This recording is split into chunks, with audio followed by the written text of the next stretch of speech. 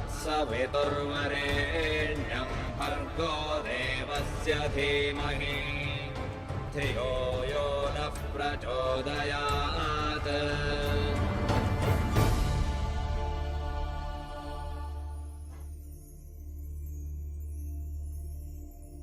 नमस्ते। साप्ताहिक कार्यक्रम वेद की शिक्षा में आप सब लोग के अभिवादन करत है जा। परमपिता परमेश्वर से प्रार्थना है कि आप जहाँ भी होइबा, जैसे भी होइबा, स्वस्थ होइबा और हमनी के साथ जुड़ल होइबा।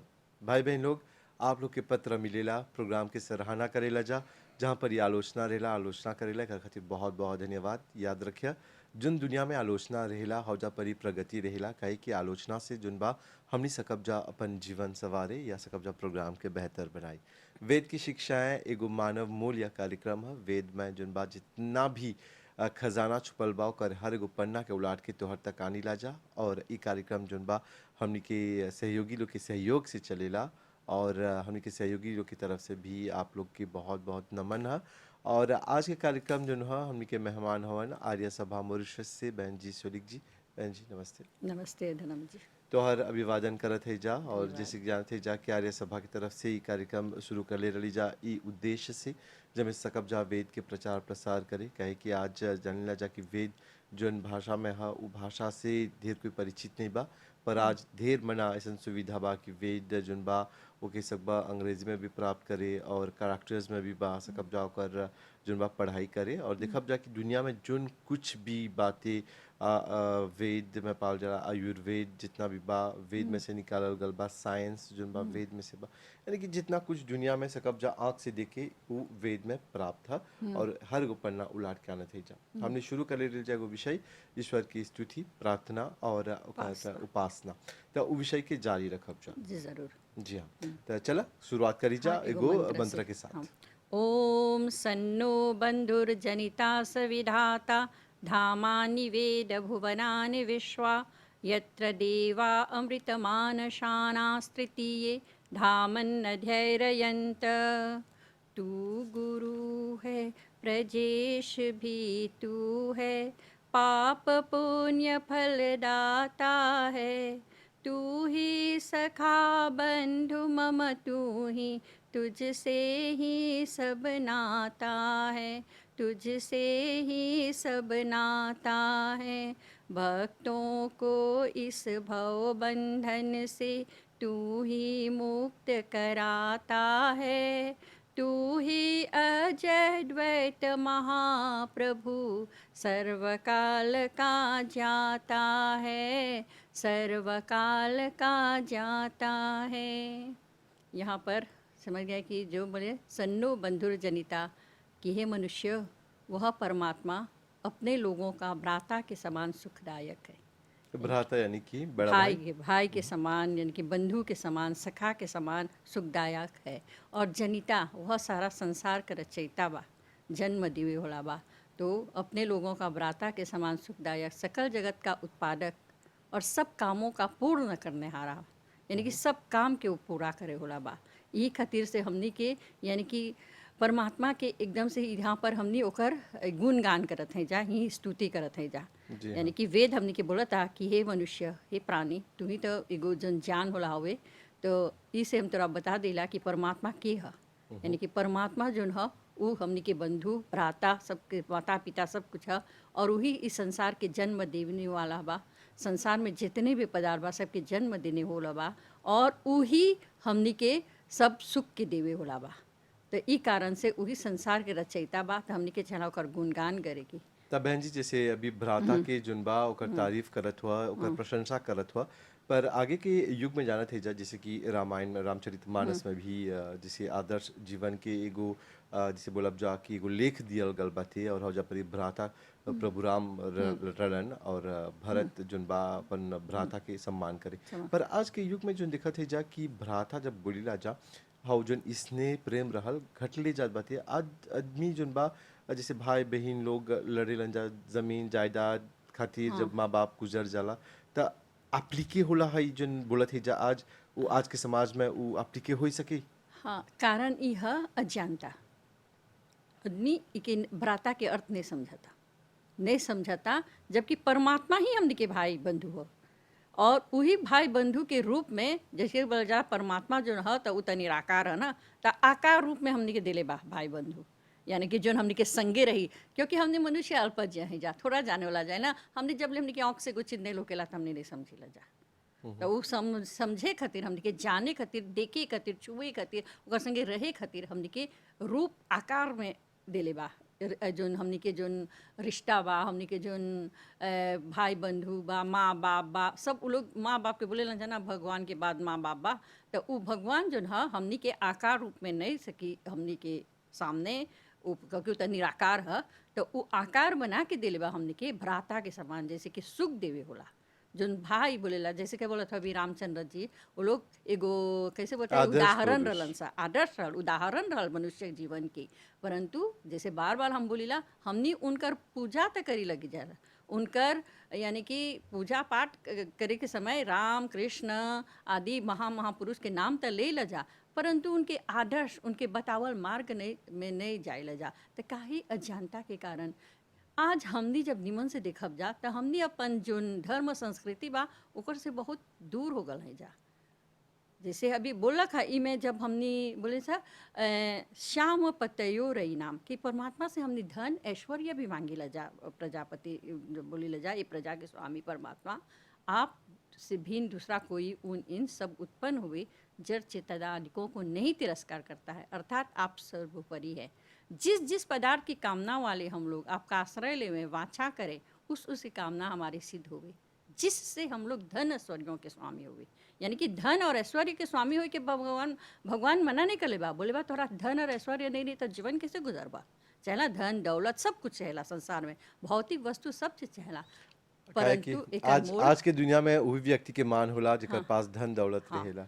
त वही एकर पीछे हमनी अपन अनमोल रत्न जोन बा ओके खो देले हैं जा, धर्म संस्कृति जी हमनी हाँ, के जोन बस ये आज ज्ञान। के युग में ई बात कहला जरूरी है हाँ। कि गरीब इंसान के कोनो दोस्त नहीं बा, हाँ गरीब इंसान जो गरीब हा, से कोई दोस्ती नहीं करेला। हाँ नहीं दोस्ती नहीं करेला, तो वही बोले, वही तो भगवान बोले बा ना, वेद तो बोले बा ना कि खूब धन कमावा धन, परंतु अपन जोन मूल है ओके नहीं भुलावा, जोन तोहर ऐश्वर्य है, धन केवल नहीं है, ऐश्वर्य तोहर जोन ज्ञान बा, तोहर वेद बा, तोहर कैसे बोला जा रिश्ता नाता जोन बा, उ सब तोहर धन दौलत है, ओकरो भी तू रखा संगे। तो अज्ञानता के कारण हमनी एगो भौतिकता की ओर गईली सा, लेकिन आध्यात्मिकता की ओर नहीं जाते जा। तो उ कारण से है जोन मूल्य अभी बोता भ्राता के जोन मूल्य बा, भाई बंधु आदि के हम ओकर मूल्य नहीं समझाता है जा। जब हमने समझे लगब जा तो हमने अवश्य उ और आर सत्य, क्योंकि परमात्मा ही स्वयं जैसे बोली उ स्वयं हमने के सब कुछ है, हमने के आवश्यकता नहीं बा कुछ। यदि हम परमात्मा से जुड़ गईली वो उपासना के रूप में, यानी कि उसके एकदम नज़दीक हो गईली जा, तो हमने के कोनो चीज़ की आवश्यकता नहीं रही, क्योंकि हमने तो एकदम से परमात्मा में लीन हो गए जा। परंतु मनुष्य है जा, हमने के भौतिक वस्तु चाहिए और हमने के रिश्ता नाता चहला रहे के, तो ई कारण से माँ बाप भाई बहन बंधु सखा जितना बा परिवार हमने के भगवान ई रूप में दिले बा। तो बोले उस समय के साथ मिलेला, समय के साथ बिछुड़ जाला, परंतु परमात्मा नहीं बिछड़ेला। तो ही बोलेला उस सब जगत के यानी कि उत्पादक है और सब काम के पूर्ण करने हारा संपूर्ण लोकमात्र उनके नाम जन्मों स्थान को जानता है, सब कुछ वो जानता है। और उके जे जानेला तो उ धरला अपन है संसार के भाव से पार हो गल, अपन दुख से पार होके हवे बोलेला वही हमने के गुरु है, राजा है और न्यायाधीश है। यानी कि गुरु भी वही है, राजा भी वही है और न्याय करे होला बा। तो के ओके जानेला, विद्वान लोग जानेला। जब विद्वान लोग जान के तो हमने के जनावेला, हमने जैसे बोले सा अल्पज्ञ जैसा साधारण है जा। अल्पज्ञ में होला के नाते जब अज्ञानता में हमनी पाप कर लीला जा, फिर एगो मंत्र गा लीला जा, पापो हम पाप कर्मा हम पापो आत्मा पाप संभव त्राहिमम पुनरेकाशा। परमात्मा से हमनी बोलत है जा कि पाप कर ले रही जा, हमनी एगो पापी आत्मा है जा, हमनी के क्षमा कर दिया। कहाँ तक सही बा? तो वही परमात्मा बोले बा पाप जोन है पाप दंड जोन पापी के दंड देवे होला बा, क्षमा करे वाला नहीं बा। यदि आप बार बार पाप करबा और जाके क्षमा मांग लेला, फिर का दोबारा पाप करते रहा तो तू कबो इसे छुटकारा नहीं पड़बा। काहे संसार में इतना बड़ा बड़ा न्यायालय बा, अथी बा ला पुलिस बा, पुलिस जा जज बा, ये सब काहे बा? तो चोर चोरी करत क्षमा मांग लेवत, चोरी करत क्षमा मांग लेवत, तो क्षमा कर देता, तो फिर से वो तो चोरी करते रहत। तो बोले कहो कि दंड देवेला, कहो कि जेल में डलाला। तो यही परमात्मा बोले यदि परमात्मा ऐसी करे लगी तो सब मनुष्य पापी बन जाए, पाप पाप करके क्षमा मांग ले। हाँ, हमने मांगी ला जा, परमात्मा से बोले ला जा शक्ति दे के हमने की, परंतु हमने अज्ञानता के कारण बोल रही ले जा कि हमने के पाप धो द, हमने के पाप दूर कर द, हमने के पुण्य दे द, तब कर्म कर तब। तो भी परमात्मा बोलेला नहीं हो, परमात्मा के पुण्य प्राप्त करे। कर्म करे के यानी कि जो निमन कर्म बा, निष्कर्म, हाँ, निष्कर्म निष्कर्म भाव से निमन काम करा। निष्काम भाव से, हाँ, हाँ। निष्काम से हाँ। जो मैं निमन कर्म कर कर्म, हाँ, निष्काम भाव से कार्य करत हुआ तो ऊ तोहरा प्राप्त हो ओकर फल। यदि आप मतलब कि काम करत हुआ कर सकाम कर्म करत हुआ फल खाली प्राप्त करे खातिर, और तोहर इच्छा ओ फल प्राप्त करे के बाद तोहर जो लक्ष्य बा केवल फल हमरा छेला फल।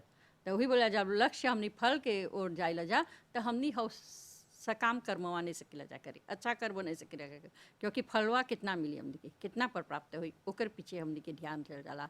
तो बोलेला हवे जो गुरु हमनी के राजा और न्यायाधीश है, और ओके के जानेला तो विद्वान लोगों के जान के स्वेच्छा पूर्वक मोक्ष प्राप्त करेलन जा। स्वेच्छा से यानी कि अपन इच्छा से वो लोग की मुक्ति मिलेला। परंतु मुक्ति जैसे हम बार बार ये विषय पर आए ले जा कि मुक्ति जो है दुख से थोड़ा सा ना दुख से छुटकारा पा ले सब मुक्ति हाँ, लेकिन मोक्ष जो है वो बहुत बड़ी बात है। ओकर बोले जले है संसार बोले रहनी जाना कि 4 अरब 32 करोड़ यानी कि 8 अरब 34 करोड़ के है सृष्टि प्रलय बा, ओकर 36 बार इतना बार होइला पर तब जाके तोहरा है मोक्ष के इतना समय तो रहा। एगो आत्मा के मोक्ष मिलेला तो झला 36 प्राण काल बोलल जाला ओके, है 36 बार सृष्टि प्रलय के जितना समय है उतना बार वो मुक्ति को प्राप्त करेला। परंतु फिर से आवेला वो इस संसार में, जब ओकर है मुक्ति के समय समाप्त हो जाला तो ओकर कर्म कुछ शेष रहेला, आवेला फिर से।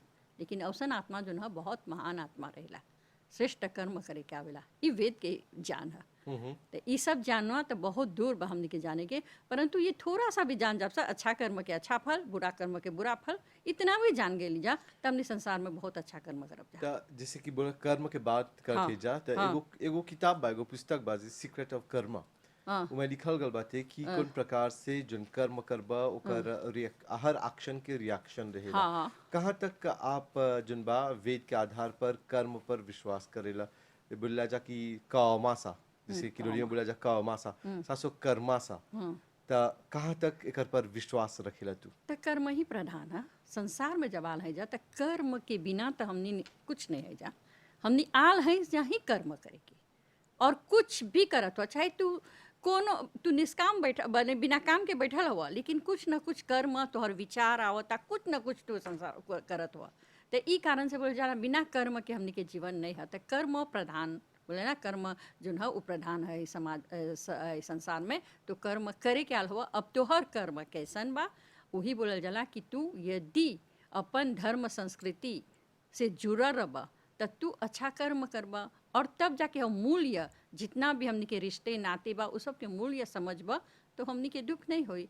दुख कर्म के आधार पर होला। जैसे अभी बोलल जाला मनुष्य के चाहेला अभी जैसे हमनी योग दर्शन पर अभी स्वामी जी बता तो बोले जा हमनी जी ला जा भूतकाल में और भविष्य काल में, वर्तमान में नहीं जी ला जा। ढेर कोई जुन ओवर थिंकिंग करेला जा, यानी कि जुन बीत गल 40 साल पहले 50 साल पहले ओके बार बार कहानी बना के जाने हम हई दुख से ली ऐसे कर लिया वैसे कर ली याद करेलन जा, और सोचलन जा कि काल कौन ची होई के बा।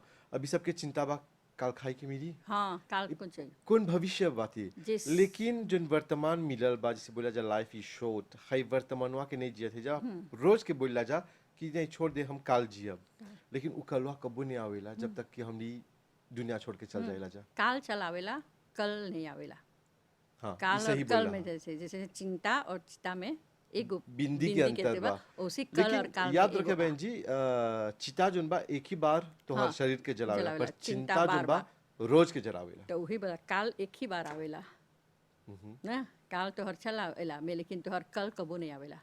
तो यही बोलल जाला। जब बोला हमें स्वामी जी से हमने जब योग दर्शन पर हमने कार्यशाला चलावत हन तो हम जात हैं जा चलावत हैं जा उनका सुनत है जा। लेकिन हमनी के तो कैसे बोलल जाला स्वामी और हमनी में कितना फ़र्क बा, कितना है एथी बा अंतर बा कि हमनी के थोड़ा बहुत समझे कि, लेकिन इतना हम समझ ली जब बोलन कि जोन हमनी है सा तब भूतकाल में काल कुंज कला और कोई इंसान अच्छा कर्म करेला भी, यानी कि भूतकाल में वो अनजानता के कारण बहुत गड़बड़ कर दे, बहुत जैसे देखबा बोले जा वाल्मीकि मुनि में भूतकाल में बहुत अथी कर, लेकिन रामायण जैसन अथी ग्रंथ जी रच हाँ, वो डाला। तो बड़ा डाकू रहलन।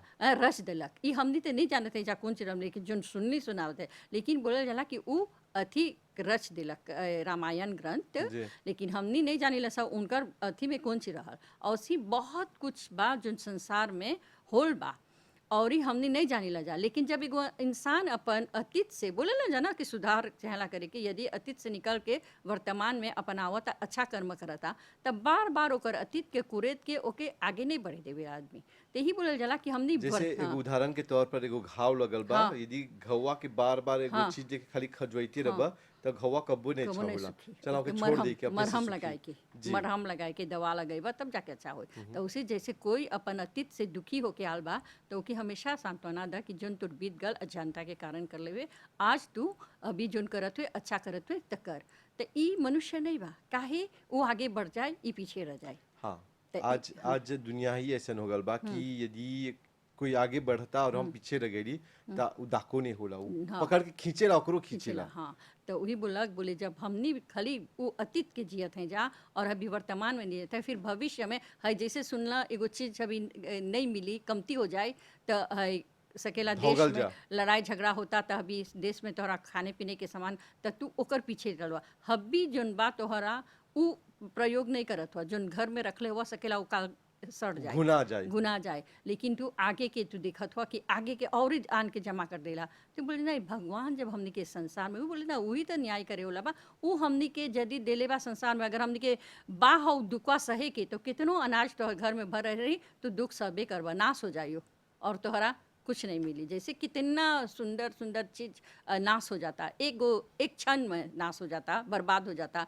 एक तो कोनो आदमी के गलती से, कोनो प्राकृतिक प्रकोप से। जी। तो इस सब से तो हो जाता, तो यही से बोलल जाला हो अपने लोग मिल के सदा उसकी भक्ति क्या करें, हो भक्ति करे परमात्मा के, जोन भक्ति की हमनी सकब से हमनी के जीवन में सुधार लावे और वो हमनी के शक्ति दे, अच्छी प्रेरणा दे कि कौन ची अच्छा बा कौन ची बुरा बा। तो वही बोलल जा वही भगवान तो हमनी के सब कुछ है, तो हमनी काहे ओकर न आराधना नहीं करके, ओकर स्तुति नहीं करके हमनी जाते हैं जा भटके एक भूतकाल और भविष्य के बीच में हमनी अपन जीवन गुजारत है। लेकिन वर्तमान में हमनी के सामने कौन ची बा, चलो हमनी ई पे जिए जा।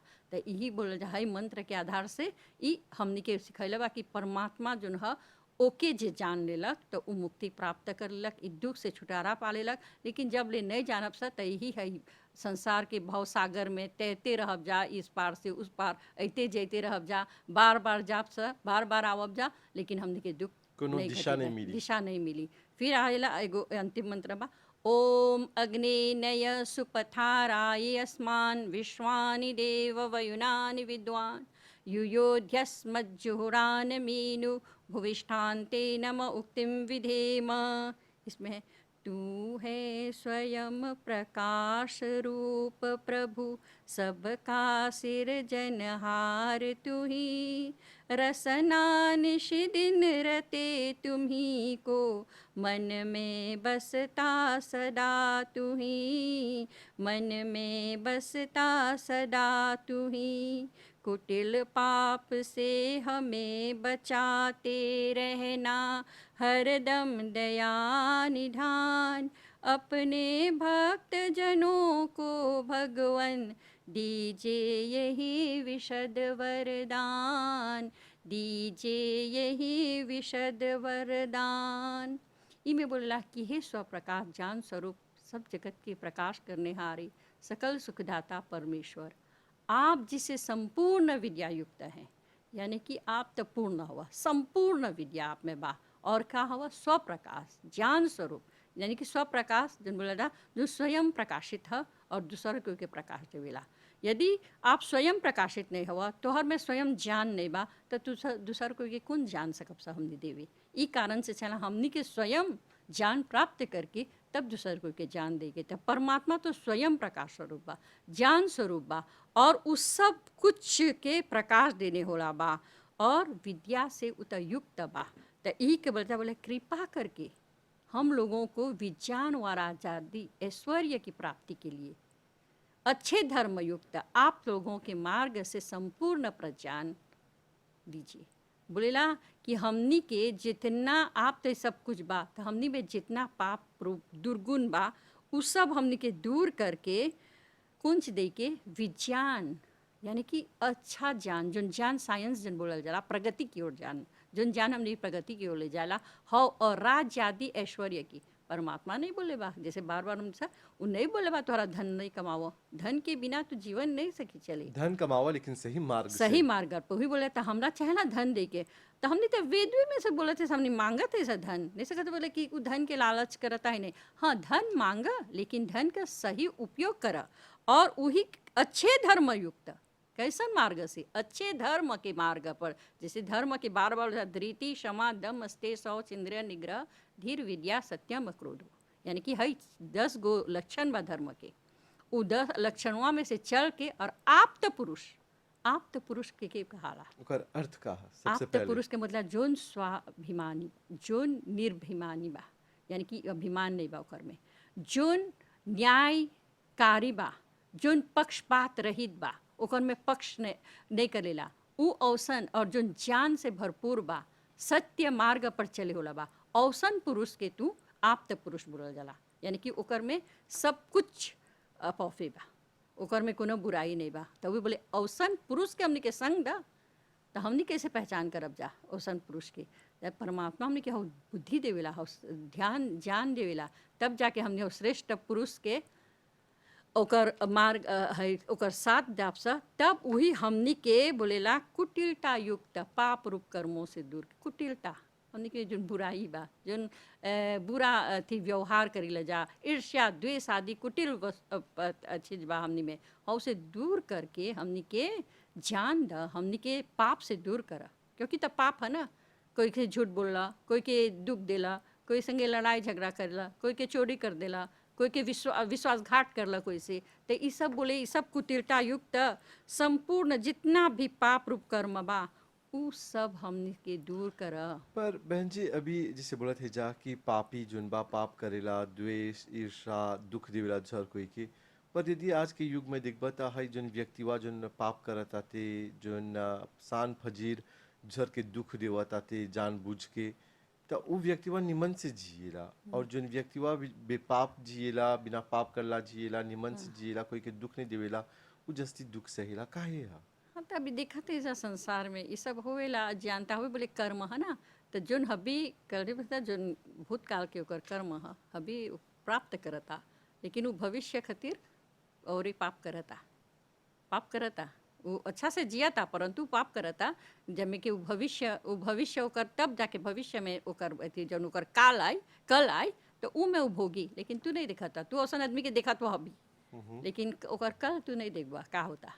तो ई कारण से हमने के लोकेला कि हाँ ये आदमी इतना बुराई करता, हमने अच्छाई करते, तो हमने गत जन्म में बहुत बुराई कर ले हैं जा, ई कारण से अभी दुख दस झेलत यानी हैं कि जा। हमनी बहुत बड़ा पापी रली जा गल जन्म में, वही से पाप हाँ, भरत चला है सब। आज कम से कम हमनी जानवा थोड़ा प्राप्त होके कम से कम जानत है सब बुरा कौन ची है अच्छा कौन ची है। तो वही से बोला गया कि हमनी ई खातिर से हे परमात्मा, इस कारण हम लोग आपकी बहुत प्रकार से नम्रता पूर्वक प्रशंसा करते हैं जा, ताकि हमनी है सब से दूर होके और सर्वदा आनंद में रह जा। यानी कि जितना भी जोन बोली जा बुराई आदि से दूर होके, पाप रूप कर्मों से दूर होके हमनी आनंद प्राप्त करब सर। जैसे बोले जा परमात्मा सच्चित आनंद है, मनुष्य केवल ओकर में सत्य और चित बा, यानी कि सत्य बा, सत्य बा, चित बा, कोशों बा, एग्जिस्टेंस बा ओकर, परंतु आनंद नहीं बा।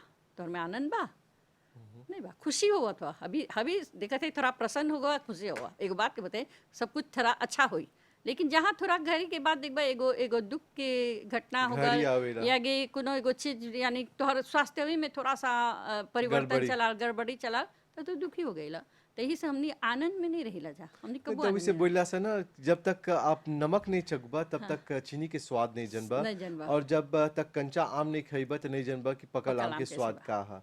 तब बहन जी अंत में जुनबा हमनी के दर्शक गण के कौन संदेश देबा, कौन मिसाज बाज के? ये परमात्मा के स्तुति प्रार्थना उपासना के हमनी के छला ध्यान दले के स्तुति करे के जैसे कि हमनी के गुणगान करत हैं जा तो ये सब का होवेला ओकर गुणगान जब करत हैं जा जब एक इंसान के गुणगान करत हैं जा या परमात्मा के गुणगान करत हैं जा तो ओकर अच्छाईवा के लेवत हैं जा क्योंकि जब हमने बोला थे जा तू बहुत अच्छा हुआ तो हमने के चला वो अच्छाईवा लेके तो अपन गुण कर्म इसी ई कारण से हमने स्तुति प्रार्थना और उपासना करीला जा ताकि परमात्मा के जो गुण कर्म स्वभाव बा हमनी में चलाए जैसे कि वो न्याय करेला तो हमनी भी चला कोई ना कोई संगे न्याय करीला जा दया करीला जा कोई पर कोई संगे अन्याय नहीं करब जा और कोई के सुख पहुँचाए के थोड़ा बहुत हमनी कोशिश करब जा प्रयत्न करब जा ताकि हमनी के जीवन जो है सफल हो और विश्वास जो है कोई के साथ विश्वासघात नहीं करा विश्वासघात नहीं करा हमेशा परमात्मा पर विश्वास करके अपन कर्म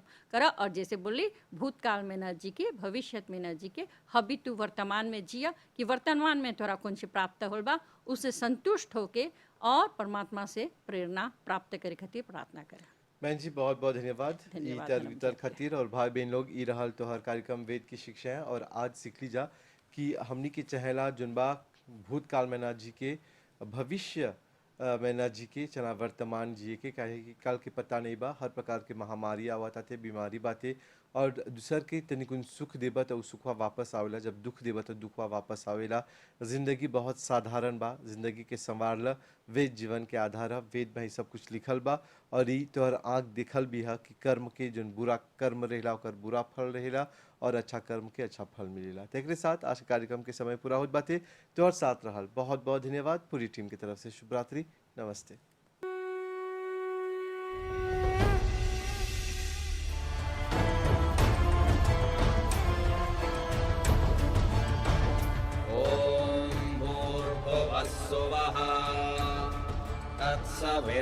तत्सवितुर्वरेण्यं भर्गो देवस्य धीमहि धियो यो नः प्रचोदयात्।